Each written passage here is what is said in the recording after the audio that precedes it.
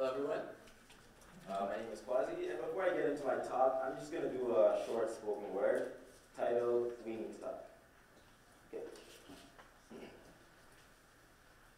I fear the bus to which I sit every day, where no one talks for fear of being crazy. We have smartphones but senseless people, fueled with strong batteries but handled with weak minds. Because when we limit our words to 140 characters, we limit who we are along with it. Because when we rely on likes, money, and cars for self-verification, we become statistics and not stars. Let's speak, let's talk, let's discuss. Let's break this unspoken social distress. We need to go from reading lips to reading tweets to reading lips, looking past the likes on those Facebook pics. My parents always told me, money can turn your bike into a car. Money can turn your hot dogs into a steak. But the money you love so much can turn you into a money freak. But love can turn an enemy into a friend. Love can make you feel untouchable.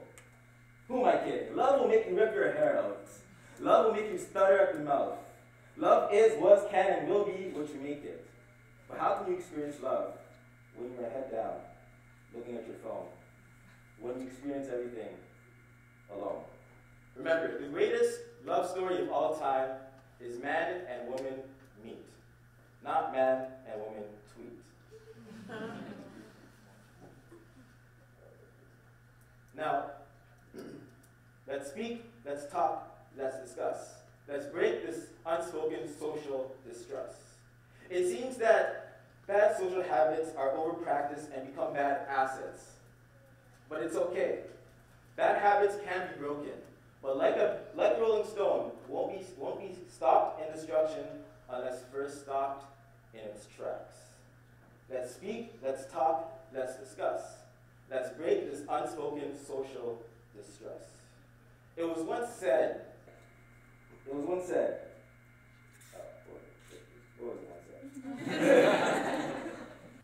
Just because we're not blind doesn't mean that we can see. Just because we're not blind doesn't mean that we can see. But then again, perhaps maybe we are blind, and blinded on purpose, to make it more rewarding when we find out how we ought to be. Now, there isn't a lens in the world comparable to our eye, and if you listen up, I can tell you why. For instance, when we see something, the eye is an opening to our soul. When we see something we like, we make it our goals. All right, so yeah, my name is Kwasi. Sorry, I missed a lot, but I'm basically a psychologist. I took Psych 1, Exo 3, and 1 X 3.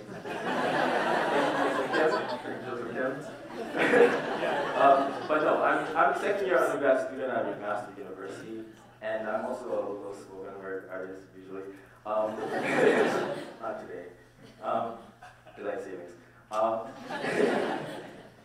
But yeah, I want to encourage social uniqueness and like social interaction once again. I feel like over time we're losing track of our sociality, and we are interacting less. And like the person on the bus, we're not speaking to each other, and we're almost kind of feels like we're ignoring each other. So one major motivator for this speak was I noticed that kids are coming into the earth thinking that it's normal for two individuals to sit on a bus for 4 hours and have more interaction with a piece of gum underneath their seat than with each other. And also, have you ever been in a conversation, just realized, this person is actually making eye contact with me. It's like, it's a shock now. Why is it a shock for people to interact normally and make eye contact? So I try to portray this message through spoken word, to youth and all ages. And why spoken word? What is spoken word to begin with? Well, spoken word, the word itself is kind of weird because it sounds so mysterious. It's not just word that is spoken. Yeah.